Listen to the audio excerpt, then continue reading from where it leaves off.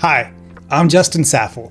I've dedicated the past 2 decades to mastering money and investing, from teaching myself how to invest in the stock market to competing in the United States investing competition to working as an investment advisor with over $5 million in assets under management and achieving financial independence by age 38. Through this journey, one of my biggest skills that I've developed is learning how to manage my own finances and identifying the bad money habits that separate the financially secure from those who struggle. These patterns show up so consistently that I can spot them within minutes of reviewing someone's finances. So in this video, I'm going to share with you the 7 common destructive money habits and some tips on how to break free from them. All right, let's get into it. Bad money habit number 1, not caring about money.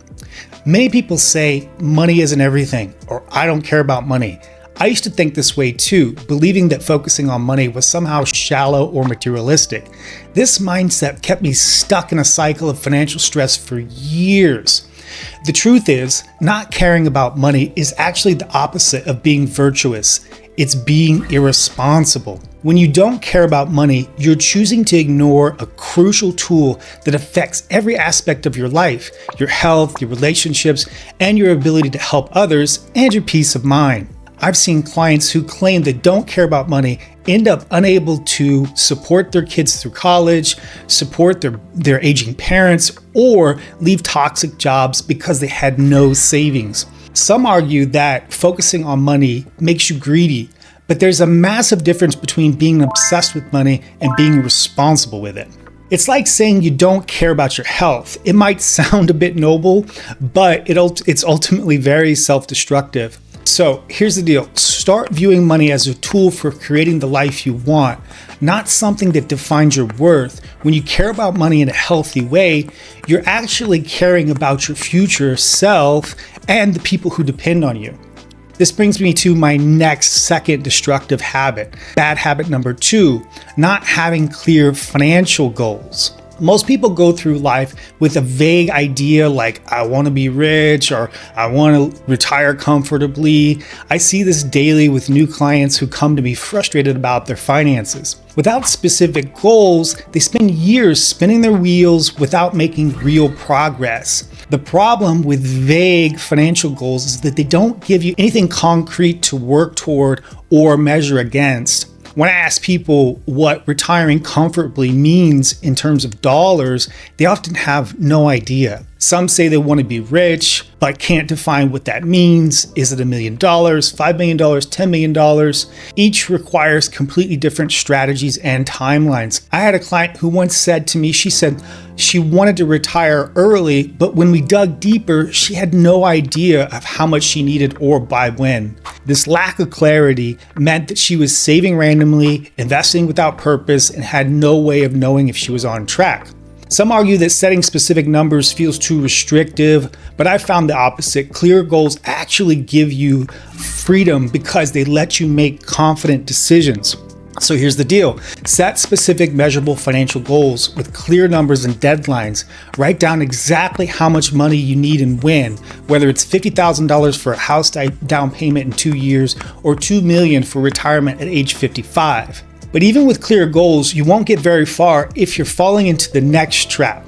Bad money habit number 3, not tracking your expenses. Most people have no idea where their money actually goes each month. They know their salary and their major bills, but everything else is a blur. This was me in my early 20s, constantly wondering why my bank account was empty despite making good money. Not tracking expenses is like trying to navigate with your eyes closed. You're gonna crash eventually. When I started reviewing finances with newer clients, they're often shocked to discover they're spending hundreds or even thousands of dollars on things that they don't even remember buying. One client swore she spent $200 monthly on dining out, but when we tracked it, it was actually closer to $800. Another was spending $400 monthly on subscription services he barely used. People often resist tracking expenses because they think it's too time-consuming or possibly restrictive. But in reality, it's not tracking is actually what's costing you time and freedom. Without tracking, you can't make informed decisions about your money, and you'll keep wondering why you can't seem to save more. So start tracking every dollar for at least 30 days. You'll be shocked at what you discover. Modern apps make this so much easier than ever before, and the insights you gain will completely change how you think about spending. Let's talk about one of the biggest wealth killers out there, bad money habit number 4, not eliminating debt. Debt is one of the biggest financial obstacles between you and financial freedom. Many see debt as normal. Student loans, car payments, credit cards, treating it as just another part of life. I made this same mistake early in my career, letting my student loans and credit card debts linger while I focused on investing. The problem with carrying debt is it's actually working against your wealth building efforts. While you might earn 8 to 10% on investments, you're simultaneously paying 15, sometimes 25% on credit card debt.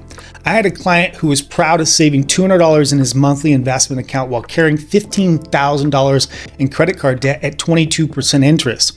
He was effectively losing money every month but didn't see it. Some argue that certain debts are good debts, but even low interest debt like mortgages still reduce your monthly cash flow and limit your options. The worst part, most people dramatically underestimate how their debt is actually costing them when you factor in the compound interest. So here's the deal. Create a clear debt elimination plan, starting with your highest interest earned debt first. Every dollar of debt you eliminate is giving yourself an instant raise. It's like guaranteed returns.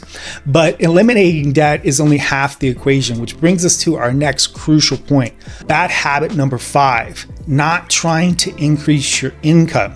Too many people focus solely on cutting expenses while ignoring the income side of the equation. They clip coupons, skip lattes, but they never think about how to earn more money. I see this mindset hold back even high-earning professionals who hit an income ceiling. There's a limit to how much you can save, but there's really no limit to how much you can earn. When I review some clients' financial histories, I often notice that their income has barely changed in 5 to 10 years, except for basic cost of living raises.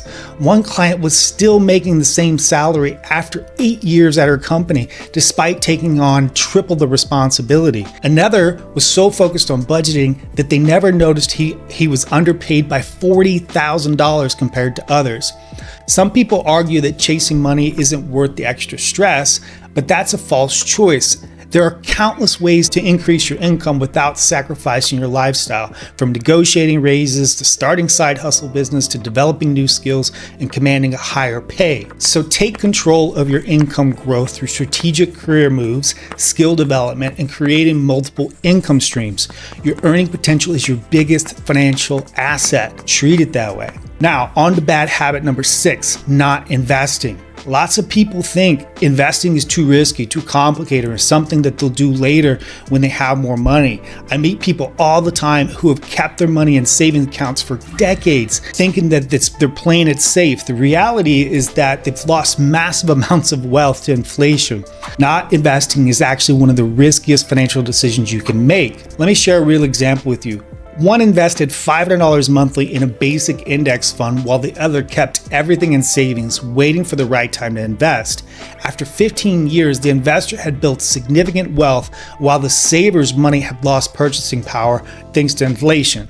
Some people avoid investing because they're afraid of market crashes, but historic data shows that time in the market beats time in the market. Others wait to learn everything about investing first, but this perfectionism costs them years of potential growth. The reality is that successful investing isn't about picking the winning stocks or timing the market. It's about consistency and patience. So start investing now, even if it's just a small amount in basic index funds. The best time to start investing was 20 years ago. The next best time is today. But all these habits won't matter without our final most crucial point.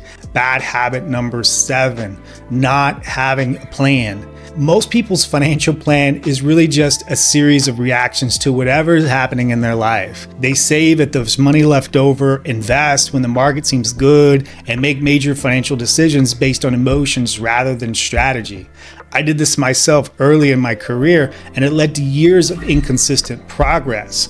Without a clear financial plan, you're essentially trying to build a house without blueprints. I've seen countless people make good money and have good intentions, but end up financially stuck because they have no real plan. One client earned over $200,000 annually, but had no retirement savings because she never planned beyond the current month. Another had scattered investments across dozens of accounts with no real strategy. Some argue that financial planning is too rigid and that life's too unpredictable to plan. But that's like saying that you shouldn't have a map because road conditions might change. A good plan isn't about predicting the future, it's about having a framework for making decisions and adjusting course when needed. So create a written financial plan that outlines your goals, strategies, and specific actions you'll take to achieve them. Review and adjust this plan quarterly and annually to stay on track and account for life's changes. Breaking free of these 7 destructive money habits isn't just about building wealth, it's about creating the freedom to live your life on your own terms. Thank you so much for watching this video. I hope you enjoyed it, and I'll see you in the next one.